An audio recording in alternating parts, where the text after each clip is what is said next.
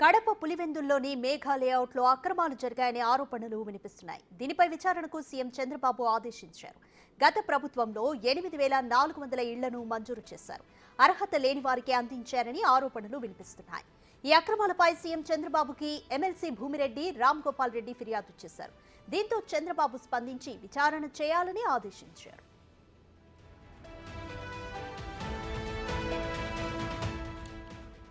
ఈ లేఅవుట్లో 3 ఏళ్ల క్రితం స్థలాలు మంజూరు చేశారు.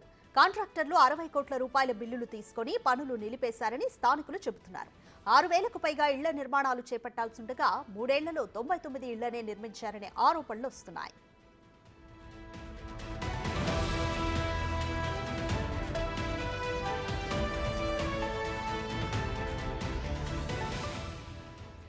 మోర్ డీటెయిల్స్ మా ప్రతినిధి మల్లికార్జున్ అందిస్తారు. మల్లికార్జున్, మేఘా లేఅవుట్ లో అక్రమాలు జరిగాయనే ఆరోపణలు వినిపిస్తున్నాయి. అసలు ఏం జరిగింది? ఏదైతే ఉందో సంబంధించి గత ప్రభుత్వంలో 5 సంవత్సరాల కాలంలో కూడా ఇళ్ల నిర్మాణానికి సంబంధించి మెగా లేఅవుట్లను కూడా ప్రభుత్వం ఏర్పాటు చేసింది.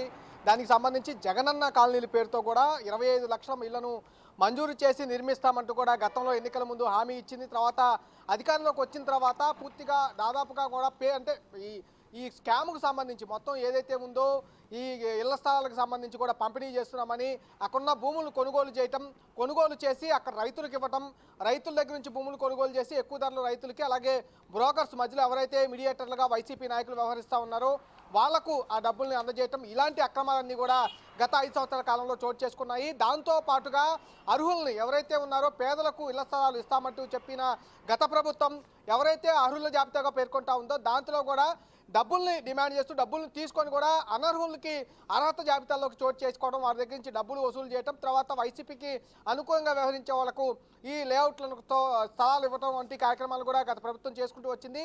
ఇదే తరహాలో ఏదైతే మాజీ ముఖ్యమంత్రి జగన్మోహన్ రెడ్డి నియోజకవర్గం ఏదైతే ఉందో పులివెందుల్లో కూడా అక్కడ చూసుకుంటే దాదాపుగా 8,400 సంబంధించిన అర్హుల జాబితాను కూడా అర్హుల జాబితాలో చేర్చడం జరిగింది.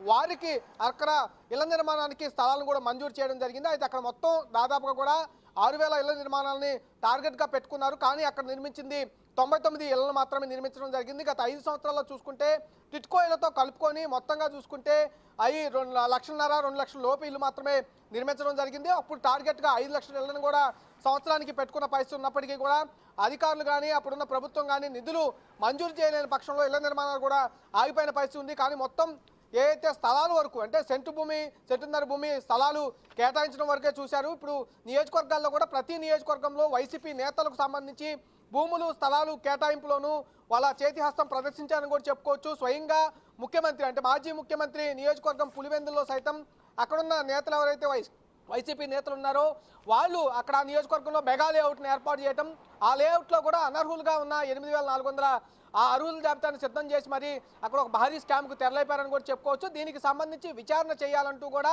అక్కడున్న ఎమ్మెల్సీ ఎవరైతే ఉన్నారో టీడీపీ ఎమ్మెల్సీ ఫిర్యాదు ముఖ్యమంత్రి చంద్రబాబు నాయుడుకి కూడా ఫిర్యాదు చేయడం చూసాము. ఏదైతే భూమారెడ్డి, రాఘోపాల్ రెడ్డి నా టీచర్స్ ఎమ్మెల్సీకి సంబంధించి మొన్న ఎన్నికైన ఎమ్మెల్సీగా ఉన్నారు. ఈయన అక్కడున్న అక్రమాలు ఏవైతే ఉన్నాయో అక్రమాలకు సంబంధించి ముఖ్యమంత్రి చంద్రబాబు నాయుడుకి ఫిర్యాదు కూడా చేయడం జరిగింది. దానికి సంబంధించి ముఖ్యమంత్రి కార్యాలయం కూడా సీరియస్గా తీసుకునే అవకాశం కూడా కనపడతా ఉంది. ఎందుకంటే గతంలోనే ఎన్డీఏకి సంబంధించిన నేతలు ఇటు టీడీపీ కానీ అటు జనసేన కానీ అలాగే బీజేపీ కానీ 3 పార్టీ నేతలు కూడా ఇళ్ల స్థలాలకు సంబంధించి భారీ అక్రమాలు చోటు చేసుకున్నాయి. 4,000 నుంచి 8,000 కోట్ల వరకు కూడా భారీ స్కామ్ను వైసీపీ నేతలు రూపొందించారంటూ కూడా ఇక్కడ భారీ ఆరోపణలు ఉన్నాయి. ఈ క్రమంలోనే కొన్ని ఆ కుంభకోణాలు బయటపడుతున్న పరిస్థితి కూడా కనిపిస్తూ ఉంది. ఆ లేఅవుట్లు ఏర్పాటు చేయడం కానీ జగనన్న ఇళ్ల నిర్మాణాలు చేపట్టిన స్థలాల్లో కానీ అన్ని అక్రమాలు ఒక్కొక్కటిగా భయపడుతున్నట్టు కనిపిస్తూ ఉంది. ఈ నేపథ్యంలోనే ఎమ్మెల్సీ భూమారెడ్డి ఫిర్యాదు ముఖ్యమంత్రి చంద్రబాబు నాయుడుకి ఫిర్యాదు చేయడం, దాని మీదకి విచారణకు ఆదేశించే క్రమం అయితే కనిపిస్తూ ఉంది. Radhika, thank you Mallikarjun.